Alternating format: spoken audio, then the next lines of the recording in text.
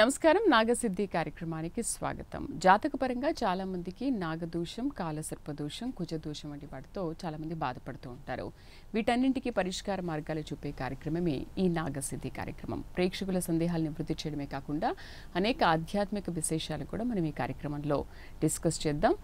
వివరించడానికి మనతో పాటు ఉన్నారు ప్రముఖ జ్యోతిష్య వాస్తు శాస్త్ర పండితులు, భవిష్యత్ బ్రహ్మ బిరుదాంకితులు, సహస్రనాగ ప్రతిష్టాపనాచార్య బ్రహ్మశ్రీ పంగులూరు వెంకటేశ్వర శర్మ గారు. గురుగారికి స్వాగతం చెప్పేద్దాము. దీనికి సంబంధించి కాలసర్పదోషాలు కానీ నాగసర్పదోషాలు కానీ ఎటువంటి దోషాలు ఉన్నా కూడా స్క్రీన్ పైన కనబడుతున్న నంబర్స్కి కాల్ చేసి మీ సందేహాలు నివృత్తి చేసుకోవచ్చు. నమస్కారం గురుగారు. గురుగారు, నాగసర్పదోషం, కాలసర్పదోషం ఇలాంటివన్నీ ఉన్నప్పుడు అసలు ఎటువంటి పూజలు చేసుకోవాలి, ఎన్ని రోజులు చేయాలి, ఎన్ని రోజులు చేసిన తర్వాత చాలా మందికి డౌట్ ఉంటుంది, మేము ఇన్ని పూజలు చేశాం కదా మాకు అసలు ఎటువంటి ఫలితాలు రాలేదు అని చెప్పి, ఎన్ని రోజుల తర్వాత మనకు ఆ రిజల్ట్ ఉంటుంది? ఈ సందేహాలు చాలా మంది ఉంటాయి, వివరిస్తారా? చాలా మంచి ప్రశ్న వేశారు. చాలామంది ఏమనుకుంటారంటే ప్రతి గురువు గారు చెప్పిన చేసామండి మాకు పని కాలేదనో, అవును, అదే ఒక 20 వారాలు సుబ్రహ్మణ్యేశ్వర స్వామికి అభిషేకం చేశాం గురువు గారు పని కాలేదనో, లేదా హోమాలు చేసామనో, లేదు త్రయంబకేశ్వరం వెళ్ళే వాళ్ళు కొంతమంది, కుక్కే సుబ్రహ్మణ్యంకి వెళ్ళిన వాళ్ళు కొంతమంది. మరి ఇప్పటికి నేను ఒక 10 లక్షల జాతకాలు చూసుంటా. ఈ 10 లక్షల జాతకాల్లో ప్రాక్టికల్గా చూసింది ఏంటయ్యా అంటే వీటికి ఫలితాలు రావట్లేదు. హోమానకో, ఒక జపానకో, ఒక ప్రదక్షిణకో, ఒక అభిషేకానికో ఫలితాలు రావట్లేదు. ఎందుకు రావట్లేదంటే మరి యొక్క గ్రహ తీవ్రతను బట్టి ఉంటుంది. ఇప్పుడు గ్రహం ఒక దోషం ఉందనుకోండి, కుజదోషం ఉందనుకోండి, కుజదోషం ఎట్లా క్యాలిక్యులేట్ చేస్తామంటే ఎన్నో స్థానంలో కుజుడున్నాడు అన్న దాన్ని బట్టి లెక్క వస్తుంది. జన్మలగ్నంలో కానీ, 2వ స్థానంలో కానీ, 7వ స్థానంలో కానీ, 8వ స్థానంలో కానీ కుజుడు ఉన్నట్లయితే చాలా బలమైన కుజదోషాలు. మరి దాంతోపాటు శుక్ర లగ్నాలు లెక్కేయాలి, జన్మ లగ్నాలు లెక్కించాలి, శుక్రుడు లెక్క దగ్గర నుంచి లెక్కించాలి. అదే కాకుండా ఎన్ని డిగ్రీస్లో ఉన్నాడు, ఆ కుజుడు దోషప్రదంగా ఉన్నాడు అనుకోండి, ఎన్ని డిగ్రీస్లో ఉన్నాడు, మరి జాతకరీత్యా ఎంత ప్రభావం చూపిస్తాడు అనే దాన్ని బట్టి కూడా లెక్క చూసుకోవాలి. మరి ఇటువంటి వాటికి ఫలితాలు రావట్లేదన్న వాటికి నేను చేసిన రీసెర్చ్లో ఈ నాగసిద్ధి ప్రోగ్రాం ద్వారా ఈ నాగసిద్ధి మీద కొంత రీసెర్చ్ చేయడం జరిగింది. ప్రధానంగా రాహుకేతువుల మీద చాలా రీసెర్చ్ చేయడం జరిగింది నేను. ఎందుకంటే మా కుటుంబంలో కూడా అందరికీ కూడా ఈ యొక్క నాగదోషాలు, కాలసర్పదోషాలు ఉండటం, మరి నేను ఎంఏ ఆస్ట్రాలజీ చేసిన తర్వాత, వేదం నేర్చుకున్న తర్వాత మరి మాకు కూడా ఎన్నో ఇబ్బందులు కలిగినాయి ఒకప్పుడు. మరి వాటిల్లోంచి బయటపడాలంటే ఏంటయ్యా దీని మీద సాధన చేస్తే అప్పుడు అర్థమైంది ఏంటంటే ప్రధానంగా రాహుకేతువుల ప్రభావం, కుజగ్రహ ప్రభావం మానవుడి మీద కలియుగంలో చాలా బలంగా ఉంటుందని చెప్పి జ్యోతిష శాస్త్రం చెబుతుంది. మరి ఇటువంటి వాటికి వేద ప్రామాణికంగా ఏం చెప్పింది అంటే నాగప్రతిష్ఠ అనేది అల్టిమేట్గా రిజల్ట్ ఇస్తుంది. మీరు ఇందాక అడిగారు ఎన్ని సంవత్సరాలు చేయాలి, ఎన్ని రోజుల్లో ఫలితం వస్తుందని అడిగారు. మరి నాగప్రతిష్ఠ చేస్తే ఒక్కసారి చేస్తే చాలు, జీవితంలో వాళ్ళు ఏదైతే ఇబ్బంది పడుతున్నారో, ఒక వివాహం కాకనో, ఒక సంతానం లేకనో, అదే జీవితంలో అభివృద్ధి లేక ఎప్పటి నుంచో ఇబ్బంది పడుతూ సొంత ఇల్లు కూడా కనుక్కోలేని పరిస్థితుల్లో ఉండి ఆస్తులుండి అనుభవించడానికి అధికారం లేక ఇబ్బంది పడే వాళ్ళందరికీ కూడా ఈ నాగప్రతిష్ఠ, ఆశ్లేష బలి పూజ ఒక్కమారు చేస్తే చాలు, ఖచ్చితంగా 100కు 100% ఫలితం వస్తుంది. మరి ఇప్పటికి నేను కనీసం ఒక 4 గుళ్ళు నిండిపోయాను నేను చేసిన ప్రతిష్టలు. అంటే కనీసం ఒక 25-20 వేల ప్రతిష్టలు చేయించుంటాను కనీసం. మరి ఎంతమందికి చేయించాను హైదరాబాద్ లెక్కే లేదు. మరి దీంట్లో ఫలితం ఎంతమందికి వచ్చిందా అంటే 99.9% ఫలితం వచ్చిన వాళ్ళే ఉన్నారు. మరి ఎన్ని రోజుల్లో వస్తుంది గురువుగారు అని అడిగారు మీరు ఇందాక. మ్యాక్సిమం 40 రోజులలో ఫలితం వస్తుంది, లేదు 40 డేస్, లేకపోతే 80 డేస్ మ్యాక్సిమం. ఒకవేళ ఒక్కొక్కడికి లేట్ అవ్వచ్చు, 100లో ఒకరికి లేట్ అవ్వచ్చు. వాళ్ళకి ఎందుకు లేట్ అవుతుంది అంటే కర్మ ప్రభావాన్ని బట్టి లేట్ అవుతుంది. అంటే పూర్వజన్మలో ఏదో పుణ్యం చేసుకుంటే ఈ జన్మలో మానవ జన్మ వచ్చింది, భగవంతుడు ఉన్నంతలో తెలివితేటలు ఇచ్చాడు, అన్నీ బాగానే ఉంటాయి. మరి కొంతమంది ఏం చేస్తుంటామంటే తెలిసి కూడా పొరపాట్లు చేస్తూ ఉంటాం, మరి కొన్ని చేయకూడని పనులు చేస్తూ ఉంటాం. మరి వీటి వల్ల నువ్వు ఎన్ని పూజలు చేసినా ఫలితం రాదు. ఒక వాచాదోషం, ఒక మనిషిని తూలనాడితే కూడా అది వాచాదోషం కింద కనపడుతూ ఉంటుంది కలియుగంలో. పాపం చేసినట్టు.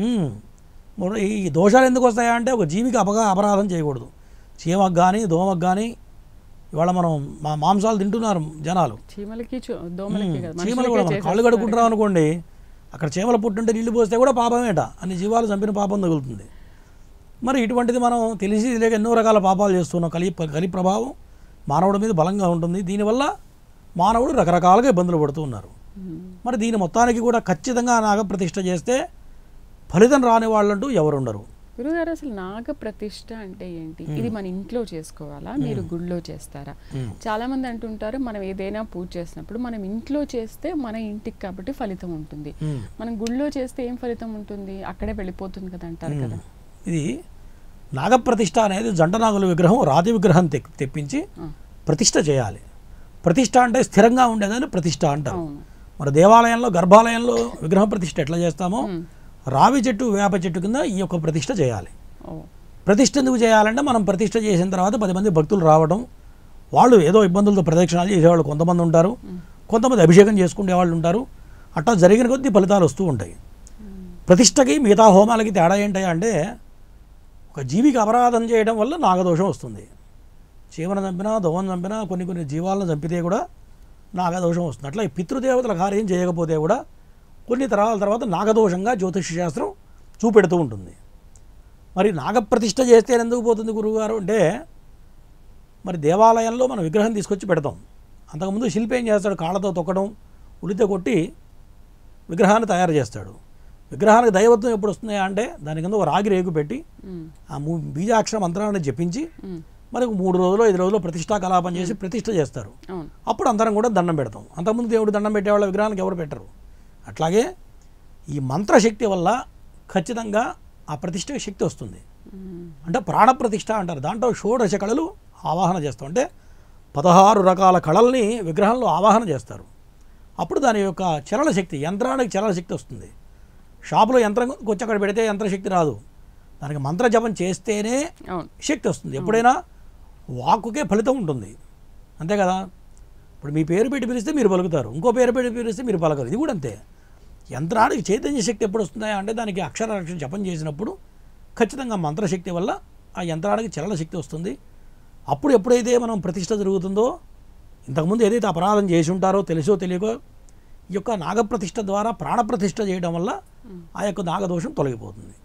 అక్కడి నుంచి కాలం కలిసి వస్తుంది. ప్రతిష్టకి హోమానికి ఈ అభిషేకాలకి ఉన్న తేడా ఏంటంటే ఎవరో చేసిన విగ్రహానికి మన అభిషేకం చేసుకోవడం వేరు, మన చేతులతో మనం ప్రతిష్ఠ చేయడం అనేది వేరు, అంతే కదా. కాబట్టి స్వల్ప దోషాలు ఉంటే కనుక అభిషేకాలకి హోమాలకి ఫలితాలు వస్తాయి. మరి బలమైన దోషాలు ఉంటే ఫలితాలు రావు. మరి దీంట్లో కూడా మంత్ర లోపం లేకుండా తంత్ర లోపం లేకుండా ఏ పూజ అయినా చేయాలి. మరి వాళ్ళ దేవాలయాలు వచ్చేటప్పటికి ఒక బ్రాహ్మలే కాదు, అన్ని రకాల కులాల వాళ్ళు అర్చకత్వం చేస్తున్నారు. వాళ్ళు మీరు చూస్తున్నారు, చాలామంది తెలీదు. పంచ కట్టుకుంటే వాళ్ళు బ్రాహ్మలే అనుకుంటారు, కానీ మాకు తెలుస్తుంది చూడంగానే ఇప్పుడు బ్రాహ్మడో కాదో అని. అంటే కలి ప్రభావం ఎట్లయిపోయింది అంటే బ్రాహ్మణ్ణి గుర్తుపట్టడం కూడా కష్టం అయిపోయింది. మరి అటువంటి వాళ్ళలో ఎవరు పడితే వాడి దగ్గరికి వెళ్ళి చేయించుకుంటే వాడు బ్రాహ్మడే కానప్పుడు వాడి దగ్గరే శక్తి లేనప్పుడు నీకు ఎక్కడి నుంచి వస్తుంది? ఇవన్నీ కూడా ఆలోచించాలి. వేద ప్రామాణికం వేదం ఏం చెప్పిందంటే సద్బ్రాహ్మణ్ణి ఎంచుకోవాలి. సద్బ్రాహ్మడికి నువ్వు దక్షిణ ఇచ్చిన దాల్ట వాడు చేసిన దైవబలం వల్ల ఒక కొద్ది గొప్ప లోపం జరిగితే కూడా ఎప్పుడైతే నీ ద్రవ్యం బ్రాహ్మడికి ఇచ్చావో అప్పుడు నీ ఫలితం నీకు వస్తుందని చెప్పి శాస్త్రం చెబుతుంది. నీ చేసిన వాడు బ్రాహ్మడే కాకపోతే నీకు ఫలితం ఎక్కడి నుంచి వస్తుంది? బ్రాహ్మడికి శక్తి ఎందుకు వచ్చింది అంటే పూర్వజన్మలో జన్మనా జాయతే శూద్ర కర్మణా జాయతే ద్విజ. వేదం చదువుకున్న వాడే బ్రాహ్మడు అవుతాడు. మరి త్రికాల గాయత్రి చేసిన వాడికే యొక్క దైవశక్తి వస్తుంది. బ్రాహ్మడికి ఎందుకు ఇచ్చాడంటే భగవంతుడు రాత్రి చేసిన పాపం పొద్దునే సంధ్యావందనం చేస్తే పోతుంది, ఒక బ్రాహ్మడికే ఇచ్చాడు శక్తి, మిగతా జాతుల వాళ్ళకి రాలేదు. అది భగవంతుడు ఇచ్చిన ప్రసాదం బ్రాహ్మడికి. చాలా చక్కగా వివరించారు. సత్యసాయి జిల్లా నుంచి కాలర్ చూద్దాం. చందు, హలో హలో చంద్రశేఖర్ గారా? చంద్రశేఖర్ గారు టీవీ చూస్తూ మాట్లాడకండి, డైరెక్ట్గా ఫోన్లో మాట్లాడండి. చంద్రశేఖర్ గారు, ఓకే. నాగప్రతిష్టాపన మనం చేసిన తర్వాత మీరు చెప్పినట్టుగా కొంతమందికి 60 రోజులు లేకపోతే 80 రోజుల తర్వాత 40 రోజులు 80 రోజులు అని చెప్పారు. ఖచ్చితంగా రిజల్ట్ వస్తుందా అనే సందేహం కూడా ఉంటుంది. సరే, వాళ్ళకి ఆ 80 రోజులు లేదంటే ఇంకొక 4-5 నెలలు 6 నెలల వరకు కూడా రాకపోతే ఏం చేయాలి? అంటే రాకపోతే ఉంటుంది, ఆ సర్వీసులో అయితే లేదమ్మా. 99 మందికి అయితే రిజల్ట్ వచ్చింది. ఆ ఒక్కళ్ళకి కూడా కారణం ఏంటంటే వాళ్ళు చేసినటువంటి పొరపాట్లు కొన్ని ఉంటాయి. కొంతమంది పూజలు మేము చూస్తూ ఉంటాం. ఈ మధ్య ఒక ఆయన భార్యాభర్త వచ్చారు, ప్రతిష్టకు వచ్చారు. భార్యకి ఇష్టం ఉంది, భర్తకి ఇష్టం లేదు. భార్యని గుడి నగాలు తీసుకెళ్ళి పచ్చి బూతులు తిడుతున్నాడు. మరి అటువంటి మనసుతో పూజ చేస్తే ఫలితం వస్తుందా మీరు చెప్పండి? రాదు. ఒక్కొక్కరికి అయితే విపరీతమైన అనుమానం ఉంటుంది, గురువుగారు పూజ చేస్తాడో లేదో, గురువుగారు డబ్బులు తినేస్తాడేమో, అదే గురువుగారు మా గోత్రం చెప్తాడో లేదో, ఇట్లా రకరకాల అనుమానాలు ఉంటాయి. ఎప్పుడైనా భగవంతుడి మీద పరిపూర్ణమైన విశ్వాసం నమ్మకం ప్రధానం. ఏ పూజ చేసినా సరే పరిపూర్ణమైన విశ్వాసం నమ్మకం ఉంటే ఆ ఫలితం కలుగుతుంది, ఖచ్చితంగా వస్తుంది.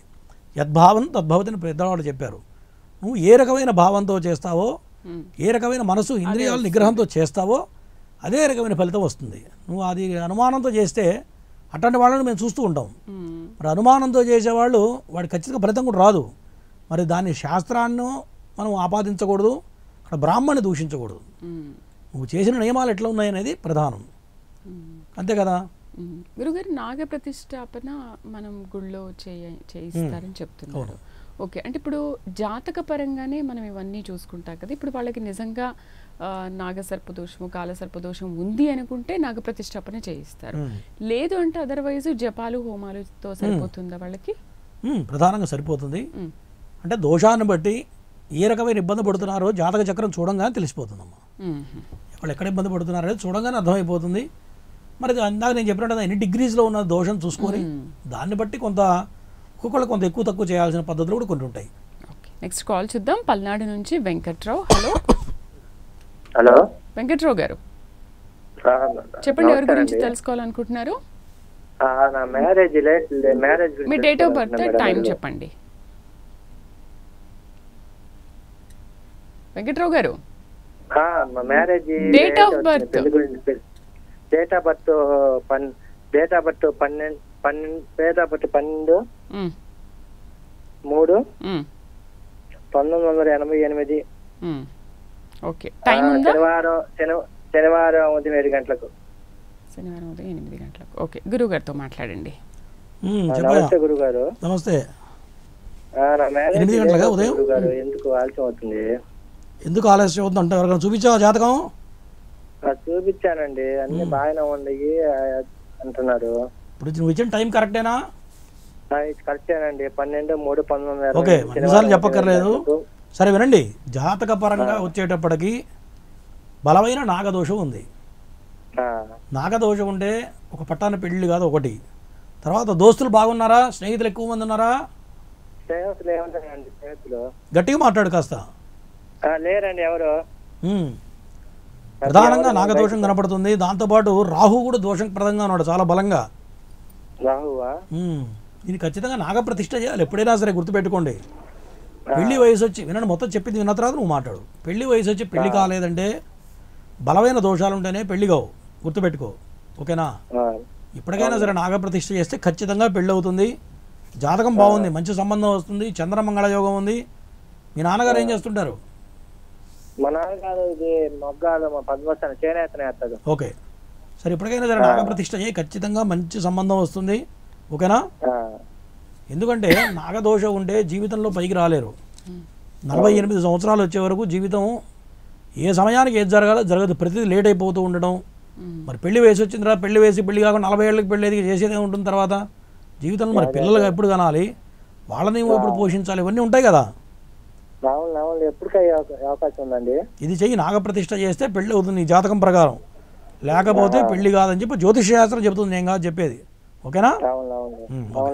రైట్. నెక్స్ట్ కాల్ చూద్దాం. హైదరాబాద్ నుంచి కిరణ్ కుమార్. హలో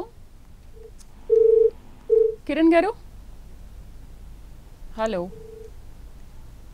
రైట్ గురుగారు, ఎక్కువగా మీ దగ్గరికి ఏ దోషాలతో వస్తుంటారు కొంచెం తెలియజేస్తారా? నా దగ్గరికి ఎట్లాంటి వాళ్ళు వస్తారంటే అమ్మా, మొత్తం దేశం మొత్తం తిరిగి కనపడ్డ వాడి దగ్గర అన్నీ చేయించుకొని ఏ పనులు కాని వాళ్ళే నా దగ్గరికి వస్తారు. అది నా అదృష్టం. ఎందుకంటే మనం వేరే వేరే ఛానల్స్ కూడా చేస్తూ ఉంటా. నా లక్షణం ఏంటంటే ఉన్నది ఓపెన్గా చెప్పడమే నా పద్ధతి. అంటే ఒక డబ్బుల కోసమో ఇంకోటో కాకుండా మరి ఉన్నది సత్యం చెప్పాలి. జ్యోతిష శాస్త్రం జ్యోతిష్యం చాలామంది చెప్తారు. మరి ఇవాళ రేపు చాలామంది ఎంఏ హాస్టల్ చేసిన వాళ్ళు ఉన్నారు. మరి అందరూ ఎందుకు రాణించట్లేదయా అంటే ఆ జ్యోతిష శాస్త్రంలో ప్రధానంగా ఫస్ట్ 3 పాయింట్లు ఉంటాయి. అబద్ధం చెప్పకూడదు జ్యోతిష్యంలో. మరి ఉన్నది ఉన్నట్లే చెప్పాలి, శాస్త్రబద్ధంగా చెప్పాలి, శాస్త్రానికి బద్దుడే చెప్పాలి. ఒకటి ఉంటే ఒకటి చెప్పడం, డబ్బుల కోసం లేనిది చెప్పడం చేయకూడదు. మరి తర్వాత దైవ బలం కావాలి. ఈ 3 ఎప్పుడైతే ఎవడైతే కరెక్ట్గా పాటిస్తాడో వాడికే ప్రశ్న పలుకుతుంది. ఒక జాతక చక్రం చూడగానే వెంటనే మైండ్లోకి రాదు ప్రశ్న, ఎందుకంటే అవి నవగ్రహాలు. అవి ఈ నవగ్రహాలే మరి ప్రపంచాన్ని శాసిస్తుండే నవగ్రహాలు. మరి అటువంటి నవగ్రహాలను మనం లెక్కేయాలంటే మరి ఎంతో దైవబలం కావాలి. ప్రధానంగా ఇవి పాటించాలి, ధర్మం న్యాయం ఈ రెండూ ఉంటేనే జ్యోతిష్యం రాణిస్తుంది తప్ప ఇవి లేకపోతే మాత్రం రాణించడం జరగదమ్మా. నెక్స్ట్ కాల్ చూద్దాం. కిరణ్ కుమార్ లైన్లో ఉన్నారు. హలో కిరణ్ గారు. హలో హలో కిరణ్ గారు, టీవీ వాల్యూమ్ తగ్గించి డైరెక్ట్గా ఫోన్లో మాట్లాడండి. ఎవరి గురించి తెలుసుకోవాలమ్మా? టీవీ వాళ్ళని తగ్గించానండి. చెప్పండి, ఎవరి గురించి తెలుసుకోవాలి? హలో చెప్పండి వింటున్నాం. హలో చెప్పండి, వినిపిస్తుంది. డేట్ ఆఫ్ బర్త్ చెప్పండి. కిరణ్ కుమారి అండి నా పేరు. కిరణ్ కుమారి, ఓకే. డేట్ ఆఫ్ బర్త్ చెప్పండి. 19/14/9/69 63 అండి. 63, ఓకే. 69 టైం దీంట్లో ఉంది. 69 63 సారీ టైం ఉందా? 14/9/69 టైం ఉందా? టైం 10:30 అండి. 10:30 లోపు. ఎప్పుడు? మార్నింగా, evening? Night. Night PM. Okay, గురుగారితో మాట్లాడండి. చెప్పండమ్మా, పేరేంటన్నారు? కిరణ్ కుమారి అండి. ఓకే, చెప్పండి, సమస్య ఏంటో చెప్పండి. ఏంటంటే అసలు మనసు ఏం బాగుండదండి. ఏంటో పరిస్థితి అర్థం కాదు. గత సంవత్సరం మా అబ్బాయి చనిపోయాడు. గత సంవత్సర కాలంగా చాలా బాగా ఆలోచిస్తున్నారు, అవునా? అవునండి. గత సంవత్సరం నుంచి చాలా ఇబ్బందులు ఉన్నాయి. మానసికంగా బాగా వేదన పడుతున్నారు. నిద్ర పట్టట్లేదు, పిచ్చి పిచ్చిగా అవుతుంది ఈ మధ్య, అవునా? అవునండి. రాత్రిపూట ఆందోళనగా ఉండటం. మా అబ్బాయి కూడా చనిపోయాడు. నేను అడిగింది మొత్తం వినండి. రాత్రిపూట ఆందోళనగా ఉండడం, ఎవరో వచ్చి పక్కన కూర్చున్నట్లు ఏమైనా అనిపిస్తుందా? అదేం లేదండి. సరే, ప్రధానంగా పడుకుంటాను కాబట్టి అదే అనిపించదు. సరే, రాహు బాగలేడు. రాహు మహర్దశ నడుస్తుంది ప్రజెంటు. దీనివల్ల ఎక్కువ ఆలోచిస్తూ ఉంటారు మీరు. అవసరమైన దానికన్నా బాగా ఎక్కువ ఆలోచిస్తున్నారు, అవునా? రాహు ఎట్లా ఉంటుందంటే లేనిది ఉన్నట్టుగా, ఉన్నది లేనట్టుగా ఊహింపజేస్తుంటాడు రాహు, గుర్తుపెట్టుకోండి. మరి దాంతోపాటు మీకు కుమారుడు చనిపోయాడు, అదొక బాధ ఉంటుంది, అది ఎవరు తీర్చలేరు. కానీ ఆలోచన తగ్గించుకోవాలి, గుర్తుపెట్టుకోండి. ఆలోచన తగ్గించుకుంటే బాగుంటుంది. పెద్ద దోషాలు ఏం లేవు, ప్రధానంగా ఆలోచన తగ్గించుకుంటే బాగుంటుంది. జాతకం బ్రహ్మాండంగా ఉంది. ఎంతమంది సంతానం మీకు? పాప బాబు అండి. ఓకే, సరే, ఆలోచన తగ్గించుకోండి. అమ్మాయి బాగానే ఉందా? అమ్మాయి కూడా మొన్న సీరియస్ అయింది. ఏంటో ఈ పరిస్థితి అని అర్థం కాకుండా మిమ్మల్ని అడిగాను. అంటే ఇప్పుడు ఎవరు జాతకాలను బట్టి వాళ్ళకి తేడా ఉంటుందమ్మా. అమ్మాయి పేరేంటి? మీ అమ్మాయి పేరేంటి? అమ్మాయి పేరు దుర్గా అండి. దుర్గా అంటే శని బాగలేడు, దీనివల్ల భార్యాభర్తల మధ్య ఇబ్బందులు ఉంటాయి, అనారోగ్య సమస్యలు వస్తాయి, అవునా? అదేనండి. ఇంట్లో కొంత డిస్టర్బెన్స్ ఉంటుంది. మా అబ్బాయి చనిపోయిన నెలలోపే చాలా సివియర్ గా అయింది. ఇవన్నీ వస్తాయి. శని బాగలేడమ్మా, శనికి చేయించండి, అమ్మాయి చేస్తే సరిపోతుంది. ఓకేనా? రైట్, నెక్స్ట్ కాల్ చూద్దాం. రాజమండ్రి నుంచి రామాంజీ లైన్లో ఉన్నారు. హలో రామాంజీ గారు. చెప్పండి, ఎవరి గురించి తెలుసుకోవాలి? వాళ్ళ డేట్ ఆఫ్ బర్త్ చెప్పండి. నా గురించే మేడం, కాకపోతే నా డేట్ ఆఫ్ బర్త్ లేదు. టైం ఉందా కనీసం? చెప్పండి రామాంజనేయులు గారు.